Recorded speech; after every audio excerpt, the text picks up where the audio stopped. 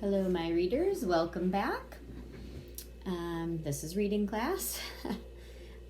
Today we are going to read chapter 12 and 13 of Winn-Dixie. So here we are. And what I want you to do, you picked a character last time, a different character besides your main character. This time do the same thing because I want you to have at least 3 different characters besides your main character. So if you're reading different books, you can pick different characters. It could be the main character too, but I just want you to get in the habit of writing down characters, character traits, and then how you know that. What evidence is it that you're finding in your book that tells you that that character is brave or kind or any of those great character traits. So if you need to look back at your character traits to come up with some different ones, you probably should. Okay? All right, chapter 12. It says, me and Winn-Dixie got to Gertrude's Pet so early for my first day of work that the close sign was still in the window. But when I pushed on the door, it swung open, and so we went inside. I was about to call out to Otis that we were there, but then I heard music. It was the prettiest music I had ever heard in my whole life. I looked around to see where it was coming from. And it was then that I noticed that all of the animals were out of their cages. There were rabbits and hamsters and gerbils, mice and birds and lizards and snakes. You know how much I love snakes. And they were all just sitting there on the floor like they had turned to stone. And Otis was standing in the middle of them.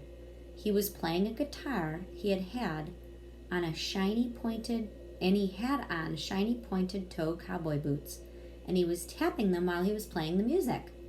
His eyes were closed and he was smiling. Winn-Dixie got a kind of dreamy look in his face. He smiled really hard at Otis, and then he sneezed and his whiskers went all fuzzy. And then he sighed and kind of dropped to the floor with the other animals. Just then, Gertrude caught sight of Winn-Dixie. "Dog!" she croaked, and flew over and landed on his head. Otis looked up at me. He stopped playing the guitar, and the spell was broken.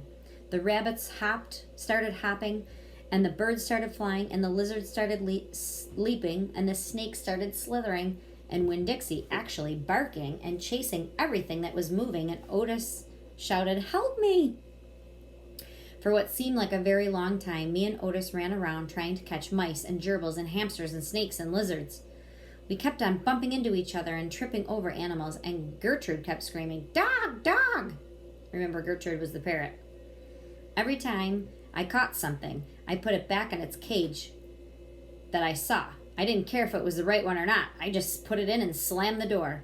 The whole time I was chasing things, I was thinking, Otis must be some kind of a snake charmer. The way he could play his guitar and make all of those animals turn to stone. And then I thought, this is silly. I shouted over Winn-Dixie barking and Gertrude yelling. I said, "Play some more music, Otis."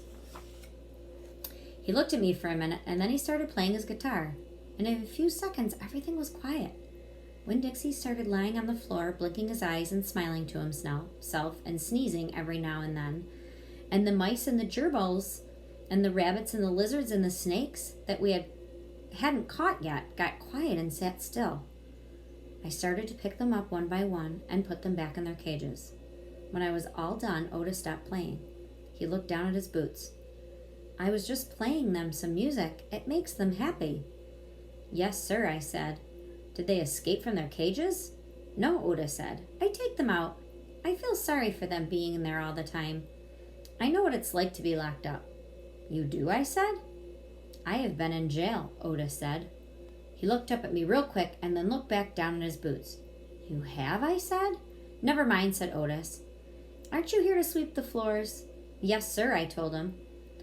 He walked over to the counter and started digging through a pile of things, and finally he came up with a broom. "Here," he said. "You should start sweeping." Only he must have gotten confused. He was holding out his guitar to me instead of the broom. "With your guitar?" I asked. He blushed and then handed me the broom, and I started to work. I'm a good sweeper. I swept the whole store and dusted some shelves, and the whole time I worked, Winn-Dixie followed me. and Gertrude followed him. Flying behind him was sitting on his head and his back, croaking real quiet to herself. Dog, dog. When I was done, Otis thanked me. I had left Gertrude's pets, thinking about how the preacher probably wouldn't like it very much that I worked for a criminal. Sweetie Pie Thomas was waiting for me right in the front. I seen that, she said. She stood on the door and sucked on her knuckles and stared at me. Seen what? I said. I seen all those animals all out of their cages and keeping real still. Is that man magic? She asked. Kind of, I told her. She hugged Winn-Dixie around the neck, just like the grocery store. This is the grocery store dog, right? Right, I said. I started walking, and Sweetie Pie took her knuckle out of her mouth and put her hand in mine. Are you coming to my birthday party? She asked. I surely am, I told her. The theme is pink, she said. I know what I told her. I gotta go, she said all of a sudden. I gotta go home and tell my mama what I've seen. I live right down here in that yellow house. That's my mama on her porch. On our porch, do you see her? She's waving at you. I waved to the woman on the porch. She waved back. I watched Sweetie Pie run off and tell her mama about Otis being the magic man. It made me think about my own mama and how I wanted to tell her stories about Otis charming all of the animals. I was collecting stories for her. I would also tell her about Miss Franny and the bear, and about meeting Miss Gloria Dump and believing for just a minute that she was a witch. I had a feeling that there were all kinds of stories Mama would like, a kind that would make her laugh out loud, and the way the preacher said that she liked to laugh. Chapter 13. Me and Winn-Dixie got into a daily routine where we'd leave the trailer early in the morning and get to Gertrude's pet in time to hear Otis playing his guitar for all the animals.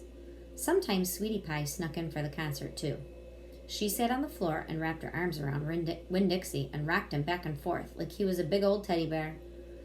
And then, when the music was over, she would walk around trying to pick out what pet she wanted. But she always gave up and went home, because the only thing that she really wanted was a dog like Winn-Dixie. After she was gone, I would sweep and clean, and even arrange some of Otis's shelves, because he did not have an eye for arranging things like I did. And when I was done, Otis would write down my time in a book, and he marked it on the outside.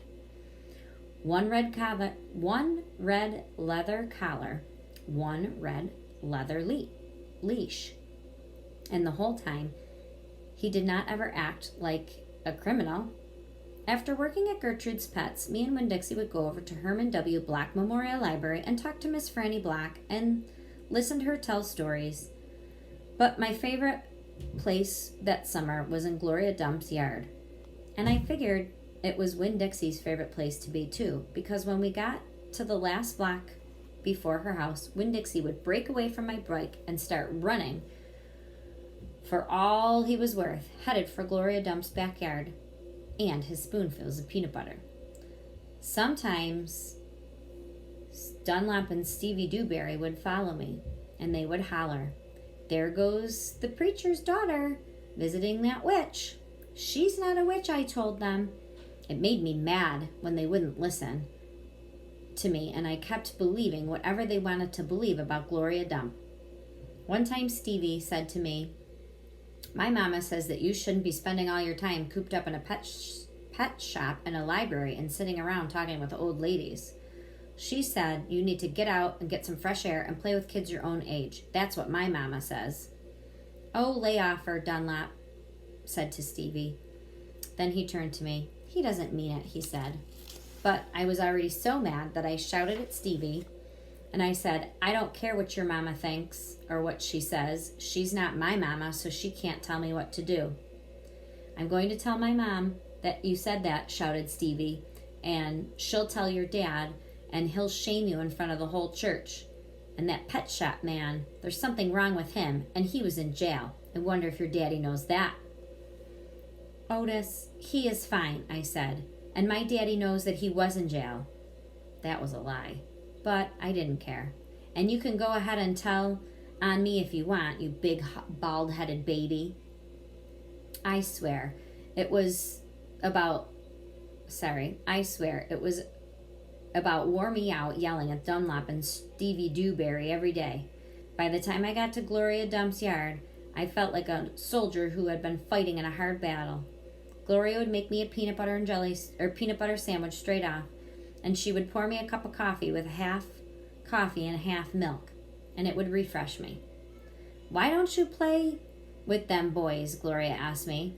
Because they're ignorant, I told her. They still think that you're a witch.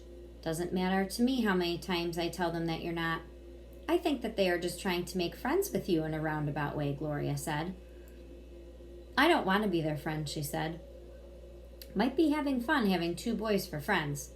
I'd rather talk with you, I said. They're stupid and mean, and they're boys.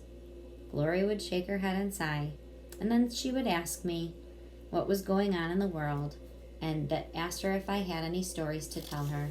And I always did. Okay, so the Dewberry boys were teasing Opal again.